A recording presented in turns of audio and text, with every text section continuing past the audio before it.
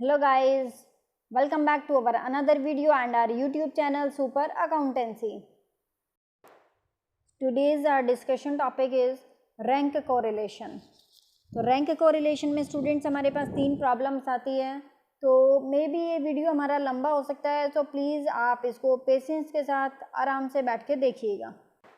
Important topic है, तो आप इसको बहुत ज़्यादा जल्दबाजी में ना देखें और पेशेंस के साथ देखिएगा. सबसे पहले हम देखते हैं कि इस मेथड को किसने डेवलप किया, किसने फॉर्मुलेट किया. तो हम देखते हैं कि इन 1904 में चार्ल्स एडवर्ड स्पीयरमैन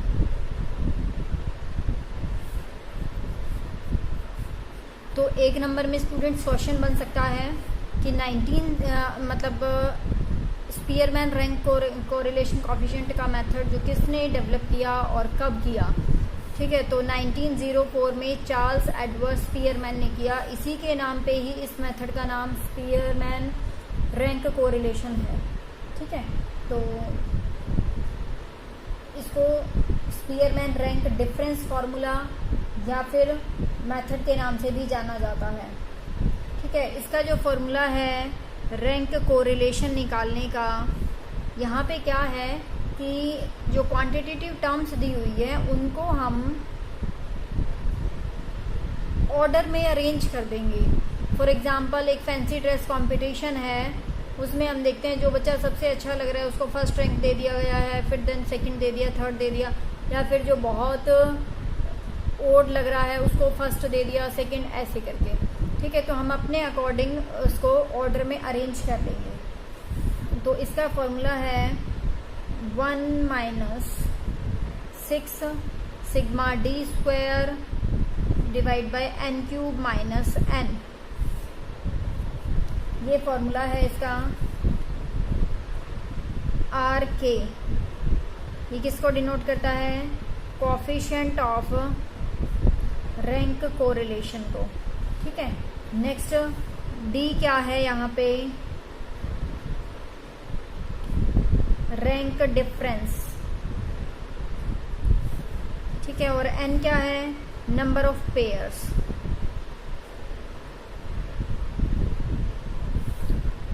जब हम एक न्यूमेरिकल क्वेश्चन करेंगे उसके थ्रू अच्छे से समझ लेंगे. बट हमारे पास यहाँ पे 3 प्रॉब्लम्स आती हैं इस टाइप का जब हम क्वेश्चन सॉल्व करते हैं. ठीक है, तो वो प्रॉब्लम क्या आती है? जैसे फर्स्ट है यहाँ पे, कई क्वेश्चन में तो हमें रैंक गिवन होगा, when ranks are given. Second problem हमारे पास क्या आ सकती है? When rank are not given. जब हमें रैंक्स ना दिया हुआ हो तो हमें कैसे ट्रीट करना है. और थर्ड प्रॉब्लम आती है जब कोई भी एक सीरीज में वैल्यू 2 बार दी हुई हो, तो when the values of the series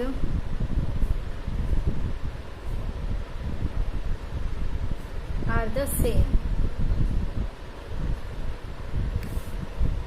तो स्टूडेंट्स हम सबसे पहले फर्स्ट प्रॉब्लम को करते हैं जब हमें रैंक गिवन हो. ठीक है, तो एक जैसे हम एक एग्जांपल ले लेते हैं. एक फैंसी ड्रेस कंपटीशन है, तो उसमें बच्चों को रैंक ऑलरेडी गिवन है, हमें निकालनी नहीं है रैंक. रैंक दे रखी है क्वेश्चन में. तो जैसे एक्स कितना दे दिया? 1 2 3 4 5 6 7 8 9 10. हमें 10 स्टूडेंट्स का दे दिया गया है. ठीक है ना. और ये तो जज एक्स ने दिया है. ठीक है, तो रैंक R1 मान लेते हैं इसको हम. जज वाई ने जो दिया उसको हम R2 मान लेते हैं.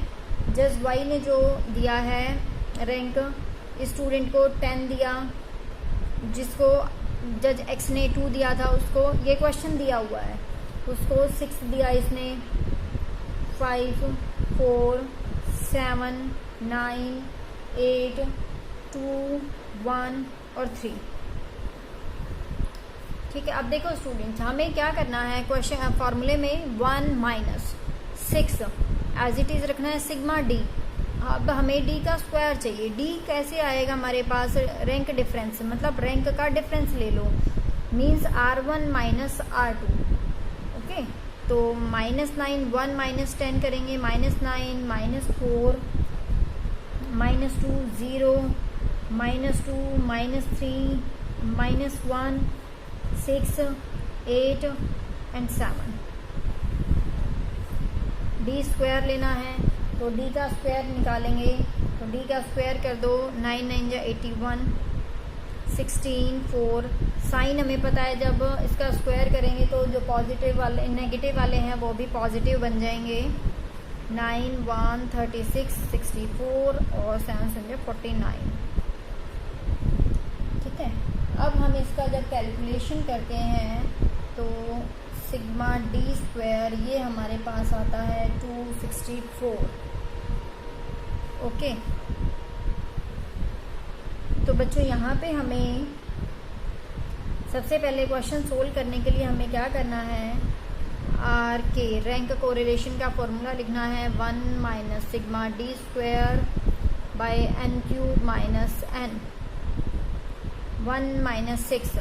सिग्मा डी स्क्वायर कितना है 264। एन नंबर ऑफ आइटम्स या पेयर्स कितने हैं, ये 10 दे रखे हैं, तो 10 क्यूब माइनस 10 1 माइनस इसको इंटू करेंगे तो ये आ जाएगा, और ये 1000 माइनस 10 तो 190। इसको बाय एलसीएम हम सोल्व कर देंगे, ये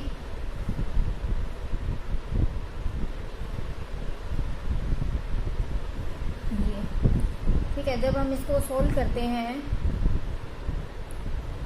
तो हमारे पास आ जाएगा, तो यहाँ से हमारे पास ये वैल्यू आ गई है 1 माइनस 1 यहाँ से हमारे पास वैल्यू आ गई है ये, ठीक है ना, तो माइनस का 0.6, तो हमारा रैंक कोरिलेशन कितना आ गया है -0.6, कोएफिशिएंट ऑफ रैंक कोरिलेशन। तो हम बोल सकते हैं ये हमारा किस किस के बिटवीन है, हमने जो डिग्रीज पढ़ी थी तो उसमें ये हाईली नेगेटिव कोरिलेशन है, highly degree of negative correlation.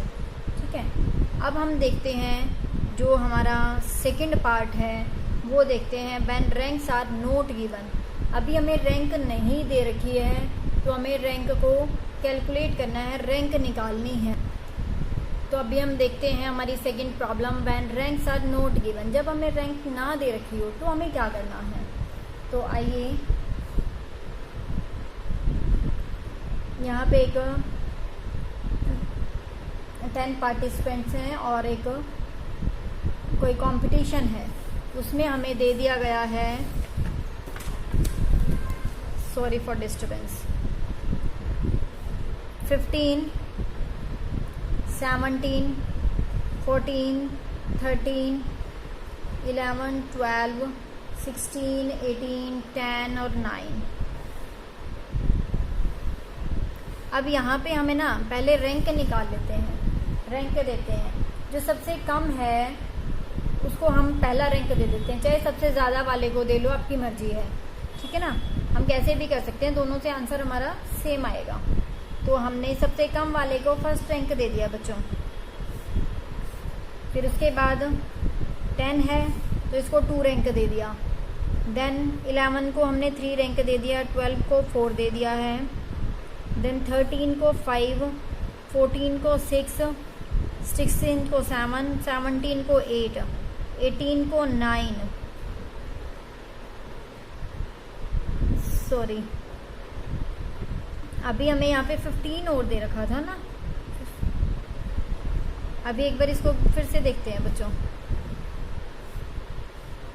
इसको 1, 10 को 2 दे दिया, 11 को 3, 12 को 4, 13 को 5, 14 को 6, 15 को 7, 16 को 8, 18 को 16 के बाद 17 को 9 और इसको 10। ठीक है, y का हमें दे रखा है 15, 12, 4, 6, 7, 9, 3, 10, 2 और 5। अगर हमने यहाँ पे सबसे कम वाले को फर्स्ट रैंक दिया है तो इस क्वेश्चन में भी ऐसा ही, मतलब इस वाली सीरीज में भी ऐसा ही करना है कि सबसे कम वाले को ही फर्स्ट देना है। ऐसा नहीं है एक क्वेश्चन में ही हम एक में ज़्यादा वाले को दे दें और एक में कम वाले को, ठीक है। तो हम यहाँ पे रैंक देना शुरू करते हैं। 2 है सबसे कम, तो इसको फर्स्ट रैंक दे दिया है। तो हम ऐसे ही रैंक दे देंगे 2। 4 हमें दे रखा है, 4 को 3 दे दिया। देन 5 भी दिया है, 6 हमें नहीं दिया, 6 दिया है तो इसको 5 दे दिया, इसको 6। फिर 8 नहीं दिया, 9 भी दे रखा है, 9 को 7 दे देंगे, ठीक है। और इसको 8, 9 देन 10। अब यहाँ से हम R2 निकाल लेते हैं, ठीक है ना। ये R2 है हमारा। तो अब हमें क्या निकालना है यहाँ पे, अब हमें डिफरेंस निकालना है। फॉर्मूला हमारा सेम रहेगा, ठीक है। फॉर्मूला हमारा क्या है रैंक कोरिलेशन निकालने का, 1 minus sigma d square n cube minus n। तो 1 पहले d निकाल लेते हैं, R1 माइनस R2। तो R1 माइनस R2, R1 ये है, R2 ये है, तो दोनों का डिफरेंस निकाल लेते हैं।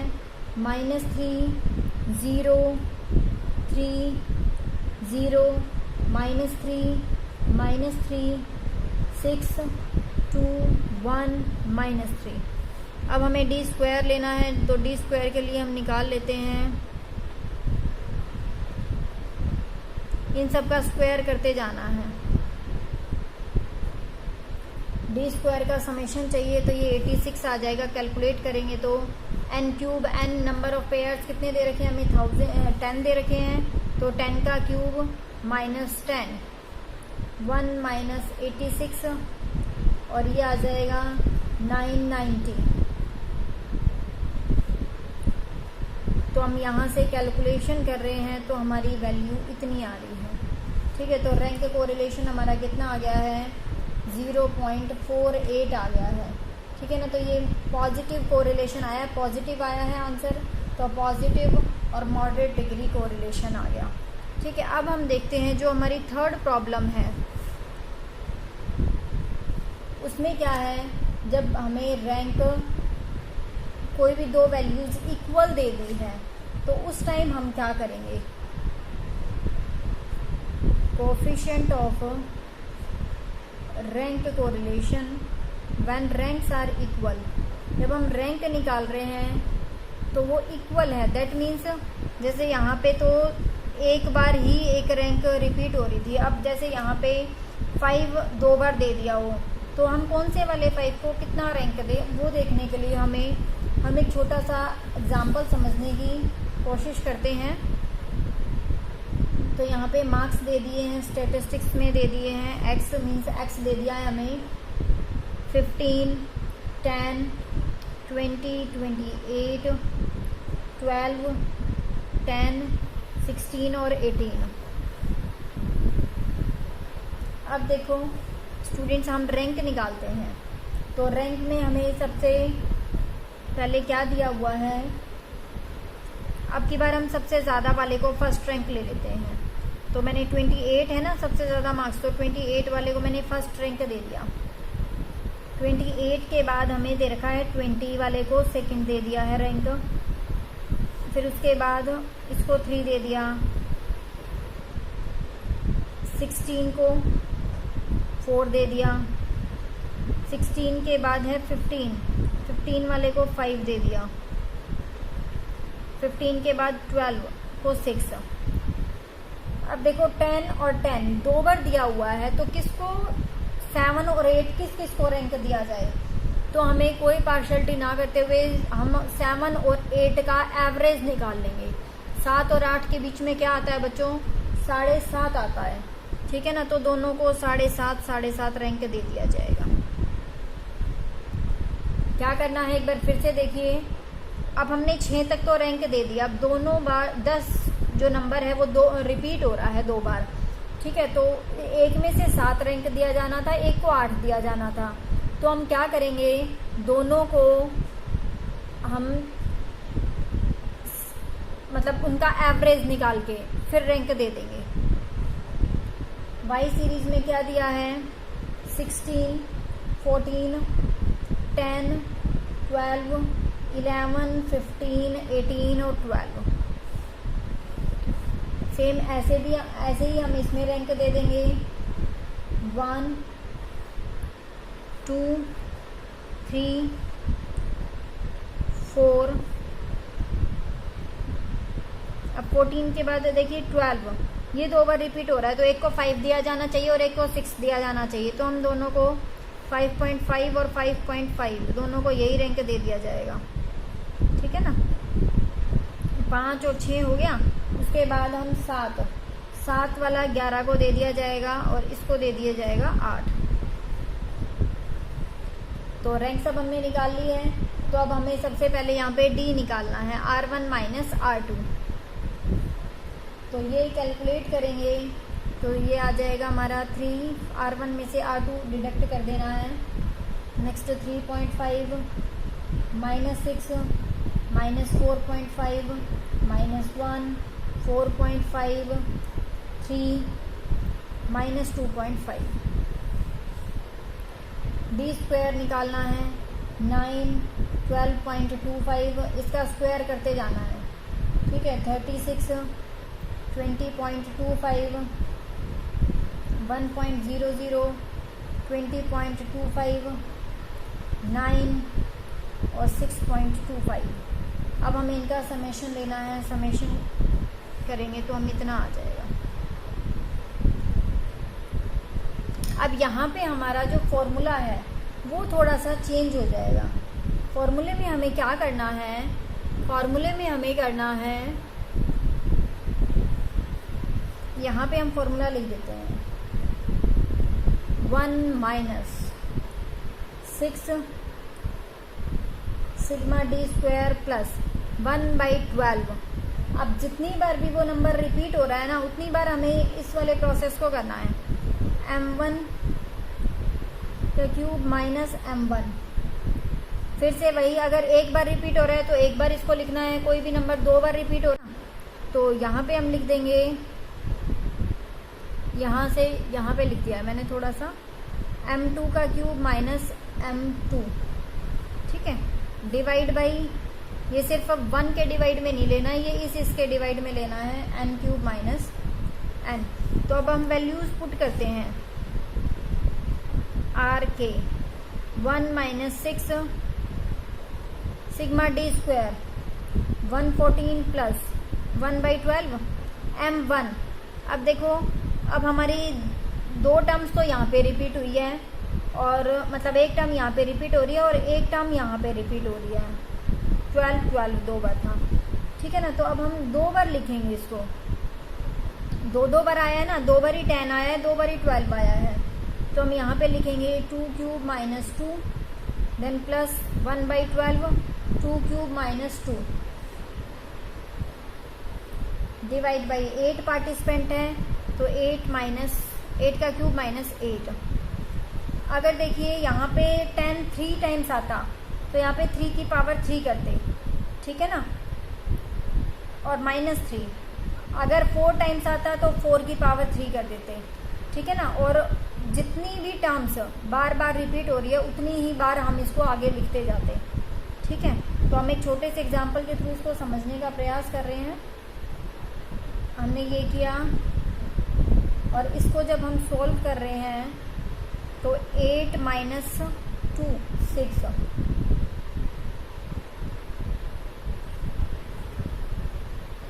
512 माइनस 8। अब हम इसकी आगे कैलकुलेशन करते हैं तो हमारा आ जाएगा 1 माइनस 6 114 प्लस हाफ। इसको एलसीएम से सोल्व करेंगे और बाकी हमारा आ गया है 504। इसको सोल्व करते हैं तो हमारे पास आ जाएगा ये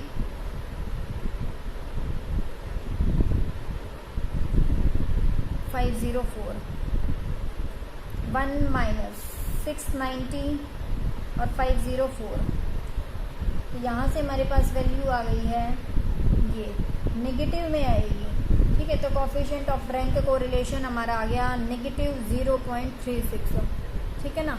तो हम इसकी कैलकुलेशन ऐसे करेंगे। अगर आपको कोई प्रॉब्लम आती है तो आप अपनी प्रॉब्लम को कमेंट सेक्शन में लिख के प्रॉब्लम को डिस्कस कर सकते हैं।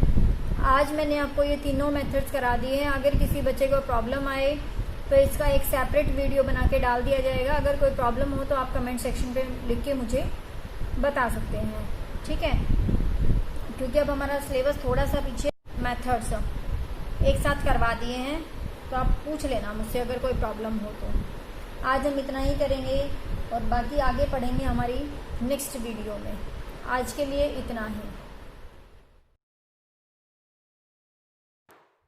Thanks for watching guys. अगर आपको ये वीडियो पसंद आए तो प्लीज़ लाइक शेयर सब्सक्राइब ज़रूर कीजिए और अपने दोस्तों में ज़्यादा से ज़्यादा शेयर कीजिए ताकि ज़्यादा से ज़्यादा बच्चे इसका बेनिफिट ले सकें। Thank you.